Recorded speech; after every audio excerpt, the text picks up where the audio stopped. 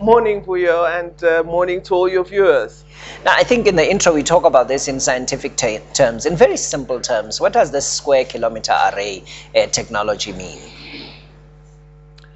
Well, I think essentially it's a research facility for astronomy scientists who wish to do research. Countries often bid to host major global infrastructure in order to advance science research. And the Square Kilometer Array will be the world's largest telescope, allowing unique research to be done by scientists doing their work in South Africa and, of course, in Australia and New Zealand and the other African partner countries. So when the announcement was made, what was your immediate reaction, Minister? Well, we had some hint that there was thought of a joint award, but we were, hopeful that the single site decision would be held too. But then it became very clear in the deliberations that I was getting reports on that many of the partner countries wanted a sort of win-win situation. The weight has fallen on South Africa, as you have heard, because we're getting the majority of the antennae dishes for the radio telescope. So the bulk will be located on the African continent, but there'll be a complementary facility in Australia and New Zealand. How many antenna dishes are going to be located here? That bulk is how many dishes? The design phase is going to begin now. But essentially, it's a split of 7 out of 10 on the African continent. Yeah. Do you see this as a victory for science?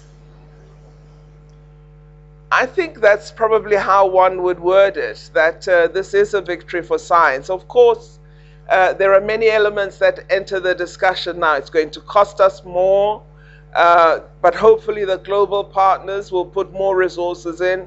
What we now need to see is the design, the money on the table, but the affirmation, both of the work of Australia and the work of our scientists, is a very positive commentary on our country and on the African continent. Cost us more? What are the estimates at this time?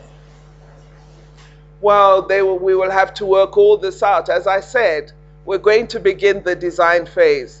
We've already invested hugely as South Africa, and the global partners will now come into play, and it will be international funding that will help us to take on the implementation. Up to now, the talk is of around 2.5 billion euro, but as I say, I think the financial estimates will have to accompany the design. Yeah. We've spent just over $1.5 billion investing in what has been done thus far. As you know, we're now underway with the Meerkat, which is the demonstrator telescope, which is a close, we think, design to what the future SKA will look like. So it's a €1.5 billion, €1.5 billion rand. Rand. Just talk a little bit about the likely impact of this on science in South Africa, but also on science in schools in South Africa. So a young person listening to our conversation who is going to go to Sikanundwana High School, how are they likely to benefit from this exercise? Well, if I was a young person today, I'd be saying I must do maths, I must do science, because I want to work on that instrument. I wish to be the first South African to get a Nobel Science Prize because of a galaxy or a work I have done on this wonderful world radio telescope. So I hope it's going to excite young people, get them more interested in astronomy, more interested in physics, get them thinking about the future. For our engineers is to participate in an iconic research infrastructures building. And of course, for the information communications technologists, that new software that must be created, all that we need to manage vast amounts of data. This is creative opportunity of the highest worth. So I believe young people should be extremely excited. And of course, our engineering companies, our technology companies, There are new opportunities coming up for them.